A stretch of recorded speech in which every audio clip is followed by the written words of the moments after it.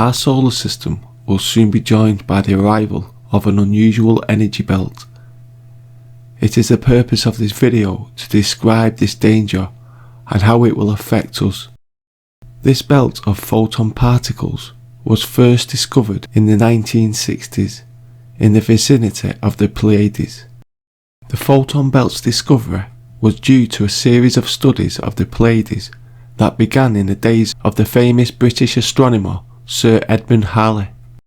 And when we eventually come in contact with the Photon Belt, the results will consist of three major elements or stages. First, there will be a null zone. This zone is where the particles of matter and antimatter collide to form the belt's immense proton streams. So for them people that don't know what a photon is, I'll explain. A photon is a fundamental particle of visible light. In some ways, visible light behaves like a wave phenomenon, but in other respects, it acts like a stream of high-speed, submicroscopic particles. Isaac Newton was one of the first scientists to theorize that light consists of particles. Modern physicists have demonstrated that the energy in an electromagnetic field is made up of discrete packets. The term photon, meaning visible light particle, was coined for these energy packets. Particle-like behavior is not restricted to the visible light portion of the electromagnetic radiation spectrum. However, radio waves, infrared rays, visible light and ultraviolet rays, X-rays and gamma rays all consist of photons, each of which contains a particular amount of energy that depends on the wavelength. This area is also where the electromagnetic fields of this star system will be nullified, gravitational fields and related photon energy fields will be altered. This alteration will cause all atoms and molecules in this star system to be unusually excited. This process will alter our state of consciousness in new and unique ways. In quantum mechanics, an excited state of a system, such as an atom, molecule or nucleus, is any quantum state of the system that has an higher energy than the ground state, that is, more energy than the absolute minimum.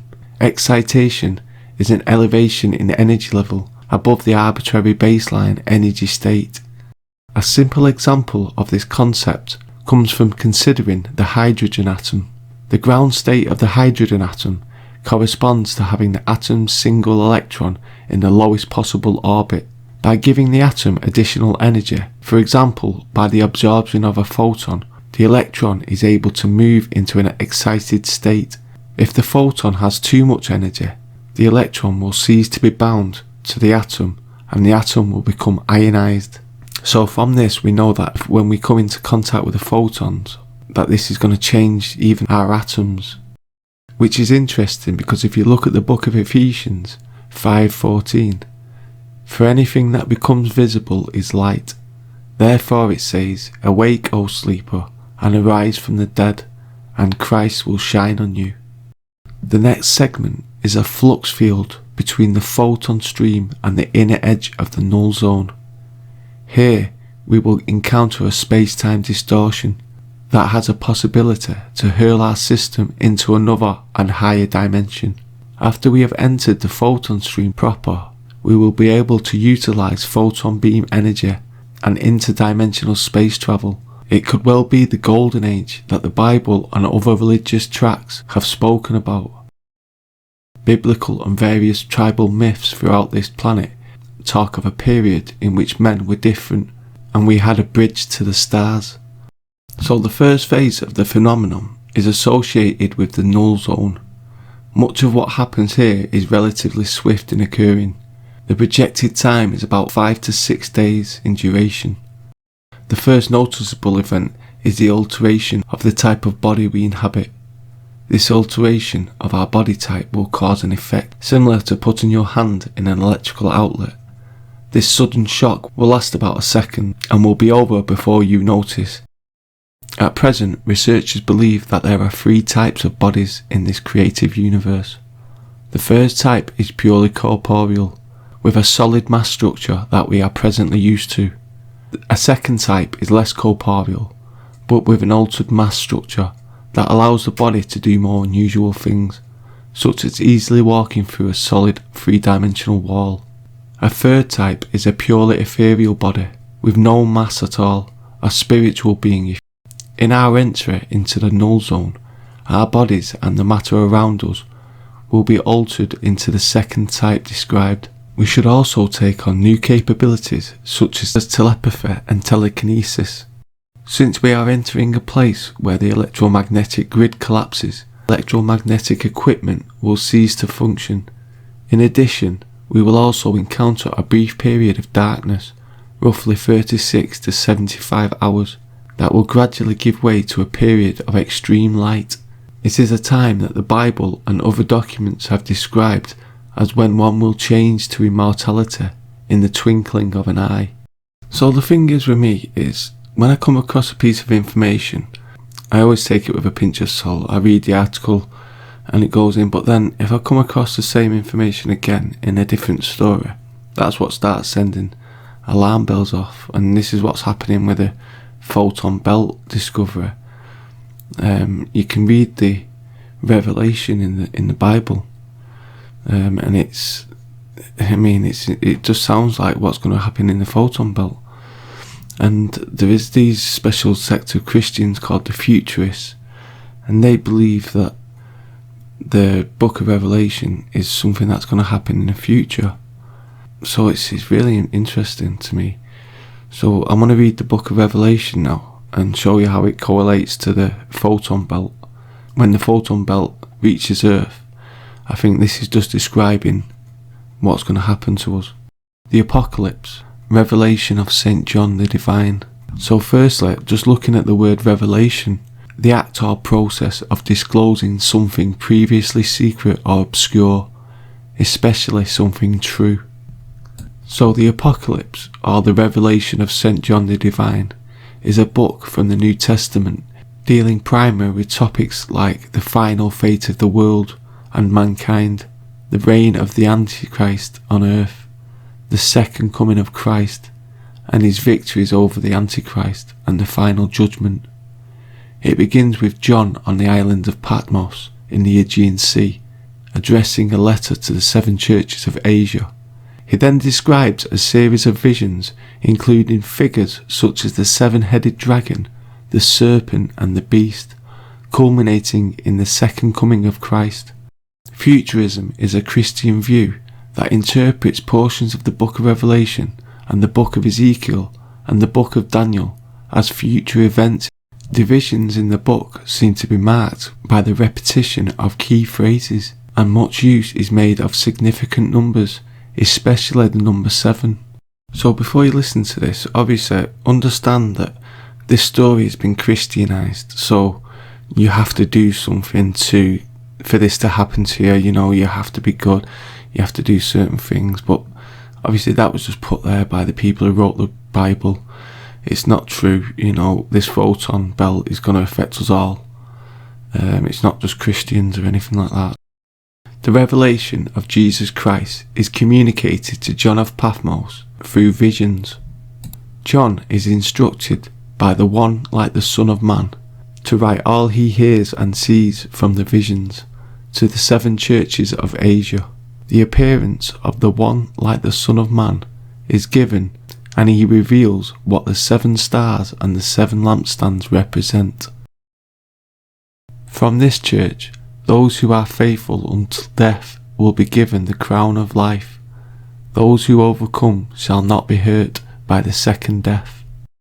Admonish not to fear the synagogue of Satan, nor fear a 10-day tribulation of being thrown into prison. Those who overcome will be given the hidden manna to eat. So I'm not going to read all of this because it does get boring, but what it's basically saying, it's going to give you powers, it's going to change you, it's going to put a crown upon your head. In my point of view, that is when you see the crowned angel with the wings, like a spirit. So this is just telling you your body's going to transform by the photons, and you're going to ascend in the biblical sense. So it talks of a great earthquake taking place, and the sun becomes black, and the moon like blood. So this is just a night, the 3 days of darkness. Interestingly, the Last Judgment, the wicked, along with death and Hades, are cast into the lake of fire. So this is interesting because obviously death, this means you're going to live forever, you're going to be immortal. And Hades, obviously that means night and darkness. So it's going to be forever light. I think this is what happens after the Photon Belt. You get 24 hours of light. And then the river of life and the tree of life appear for the healing of the nations and peoples. The curse of sin is ended. The early Protestants followed a historical interpretation of the Bible, which identified the Pope as the Antichrist. Earth is now completing a 26,000 year cycle with this photon belt. A photon is defined as the smallest divisible unit of light energy. These are the definitions we have constructed to help place a label on what we define as the smallest divisible unit of anything observable through the third dimensional physicality. It has been generally accepted that the model of consciousness perfectly describes the scientific observations of particle movement on this level. A quark or energy particle can exist in two spaces at the same time without travelling through the intervening space. Furthermore, the particle that is observed is only at the point in space where it is being observed. In other words, this particle isn't there when we take our conscious attention to it. So it's like when you think you're seeing something like out the corner of your eye, but you didn't really see it. That could be what spirits are. But when we actually consciously try and look for it, we don't see it. So you might be saying, so what? You cannot travel from point A to point B without taking some time to get there. However, you can experience the flow of time without doing any change in physical space. You can just float in still space, for example, theoretically, and just experience 1 minute passing while staying stationary. Going back to the photon particles, say we are all of a sudden in a region of space where there are excess positrons, that is the smallest particle with a positive charge.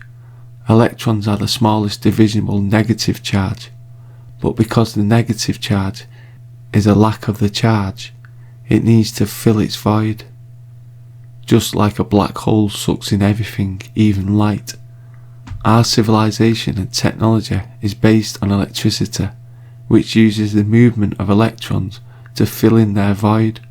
The power of all our machines, therefore, all our cities are in excess of electronic signals, which are EMF, electromagnetic frequencies, such as those emitted from television, radio, computers. This stuff is bad for us, and we need our positrons to keep our molecules spinning in the direction of the sacred geometry of the universe. Science is just recently starting to realise the damaging effects of EMF waves from technology. When we hit the photon belt, it will be sort of a cleansing period, because the excess photon energy will rebalance the excess negative electron energies that we have built up in our technologies. Thus, the warning that some electricity will not work.